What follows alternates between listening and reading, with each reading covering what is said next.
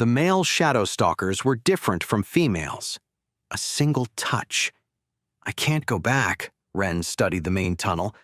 And if I stay here, the male began to move.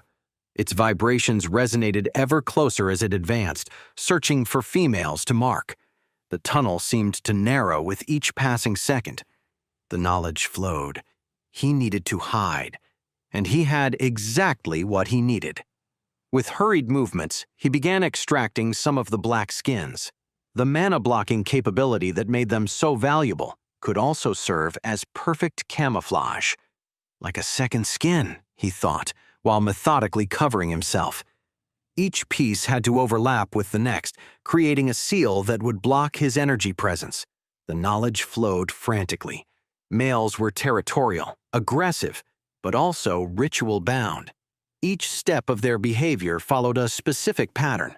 First the crystals, then the females nearest the entrance, then those at the bottom.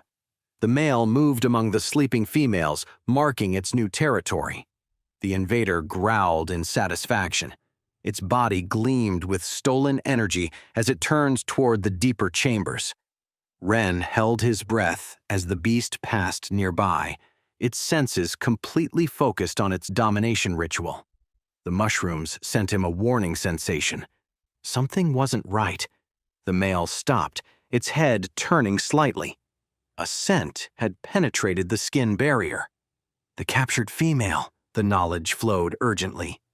The knot wasn't perfect, allowing a small leak of the dead creature's essence. The male turned completely, all its senses now focused on the anomaly. It began moving toward Ren, each centimeter of its advance increasing the tension with growing menace. The broken flare! Ren remembered his last possibility, fingers brushing against the device in his pocket. It wasn't just a signal. The crystal inside was designed to emit a pulse that the professor could detect from a significant distance. If he could alter the pulse's specific frequency and release it instantly through the opening. His mind raced through the calculations, each second precious as the male drew closer. Ren moved his hands and mana flow frantically, trying to modify the crystal's resonance before it was too late. The male approached with inexorable purpose. He wouldn't make it in time.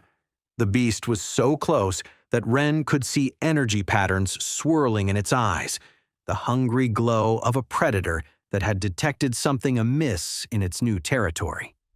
When the male was almost upon him, Ren broke the flare. The crystal shattered, releasing a concentrated energy explosion. The male recoiled, momentarily blinded, and more importantly, the crystal's resonance traveled through the tunnels with a piercing sound that carried far beyond the cave's confines. Ren didn't wait to see the beast's complete reaction. He launched himself toward the exit, every muscle straining with desperate energy.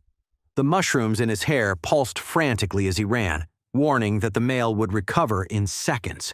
Their glow dimmed to almost nothing, trying to minimize his presence. Ren ran, still covered by the skins. The male roared, and moments later began the pursuit, its fury overwhelming its interest in the females. The sound of its rage echoed through the tunnel system, promising terrible retribution. The roars made the cave walls vibrate with their intensity. The Shadow Stalker's fury was palpable.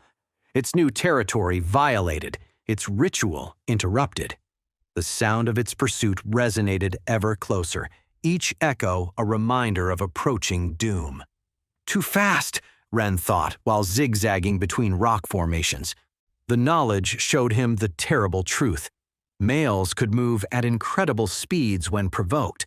Another roar, closer still. Ren could feel the air pressure changing as the male drained mana around it, creating vacuum zones meant to slow its prey.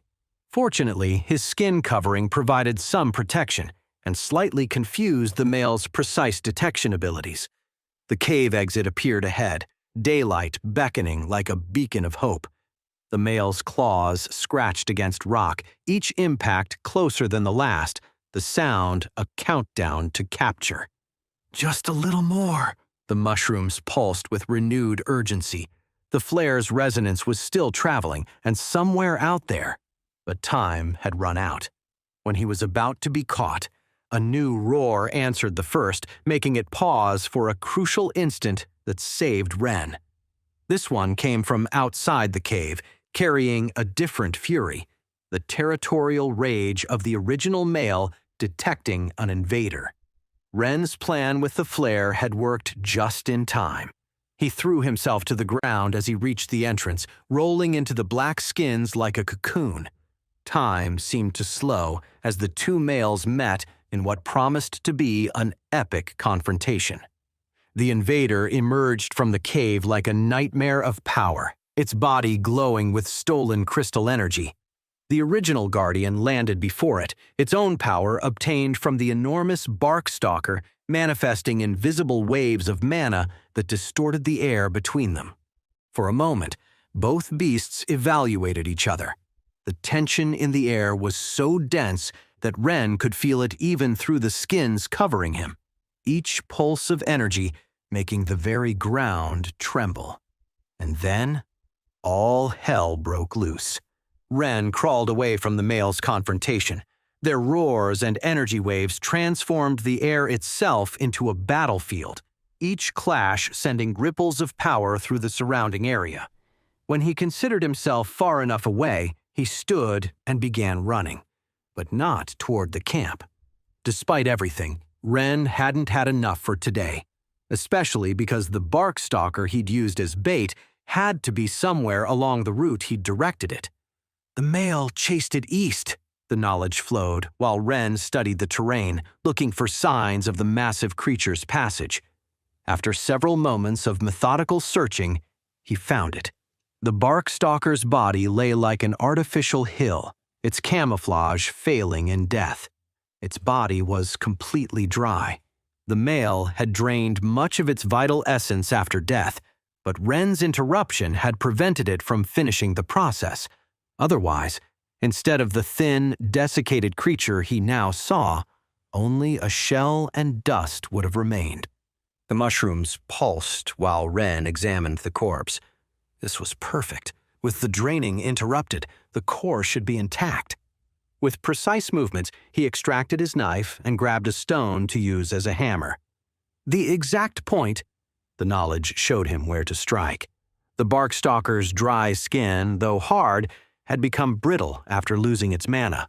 A well-placed blow.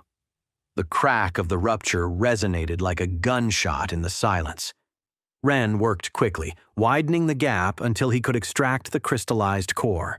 He stored it in one of the skins with some powder from the desiccated monster, which should still contain considerable vitality. And this, he thought while studying the carapace, is an unexpected bonus. The finest mosses and herbs still clung to the beast's shell. Carefully, he began removing them and storing them between the Shadow Stalker's skins. While working, his mind was already crafting possible explanations for his triumphant return. A story about a hollow tree full of skins discarded by weavers would be hard to believe. The skins were too well preserved, too perfect. And when I add the core of an almost mature bark stalker, plus these exceptional quality herbs, the mushrooms pulsed, revealing his concern. Professor Zhao wouldn't be easy to fool. I need a better story, he thought while storing the last specimens. Something that explains all this without revealing I ventured beyond the limits. Wait, that's not the end. You've just had a free taste. Now get the full story on the Pocket FM app, link in description. Check out our next video and playlist, and don't forget to like, share, and subscribe.